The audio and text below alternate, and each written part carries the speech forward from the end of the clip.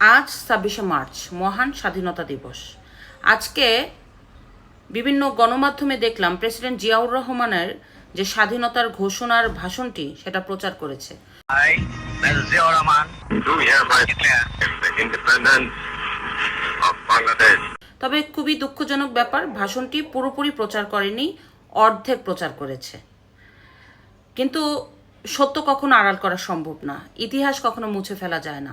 President Ziaur Rahman তখন কোনো যোগ্যতা সম্পন্ন ব্যক্তি ছিলেন না, উনি ছিলেন সেনাবাহিনীর একজন অফিসার, উনি কোনো জাতীয় নেতা ছিলেন না। তাই কিন্তু উনি যখন ভাষণ দিয়েছে অবশ্যই বঙ্গবন্ধুর নামটি নিয়ে ভাষণ দিয়েছে।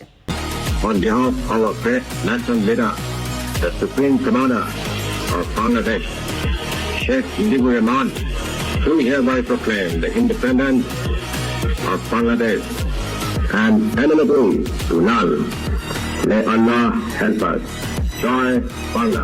ওই মুহূর্তে যদি প্রেসিডেন্ট জিয়াউর রহমান তার অবস্থান থেকে বঙ্গবন্ধুর নাম না নিতেন, তাহলে তার ভাষণে কেউ সাড়া দিয়ে পাকিস্তানি হানাদার বাহিনীর বিরুদ্ধে ঝাঁপিয়ে পড়তো না।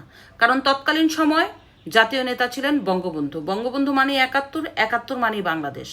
বঙ্গবন্ধুর সেই ৭ই মার্চের ভাষণেই ছিল কোটি কোটি মুক্তিকামী জনতার পাকিস্তানি হানাদার বাহিনীর বিরুদ্ধে ঝাঁপিয়ে পড়ার মূল অংশ।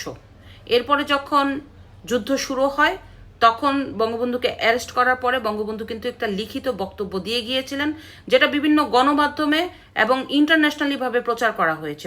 এই আমার জীবনের শেষ, তাই আমি টেলিফোন করে আমি খবর দিলাম আমার পিডিআর হেডকোয়ার্টারে চট্টগ্রাম, আজ থেকে বাংলাদেশ স্বাধীন।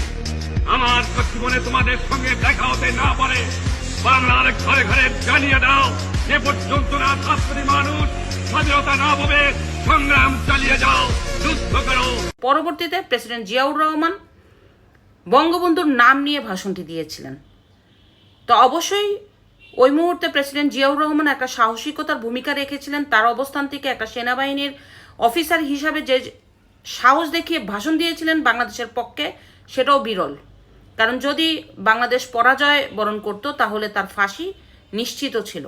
কিন্তু এই ইতিহাস যেমন রয়েছে, এই ইতিহাসও বিএনপির কিংবা বাংলাদেশের যারা বঙ্গবন্ধুকে পছন্দ করে না তাদেরও মনে রাখতে হবে যে ওই মুহূর্তে প্রেসিডেন্ট জিয়াউর রহমান যদি বঙ্গবন্ধুর নাম না নিতেন, তাহলে প্রেসিডেন্ট জিয়াউর রহমানের ডাকে কেউ সাড়া দিত না। তাই বঙ্গবন্ধুকে মুছে ফেলার ইতিহাস এটা একদমই বোকার স্বর্গে বসবাস করা। বঙ্গবন্ধু মানেই ৭১-এর জাতীয় নেতা, বঙ্গবন্ধু মানেই বাংলাদেশ, বঙ্গবন্ধু মানেই লাল সবুজের পতাকা ছিনিয়ে আনার একটি নাম।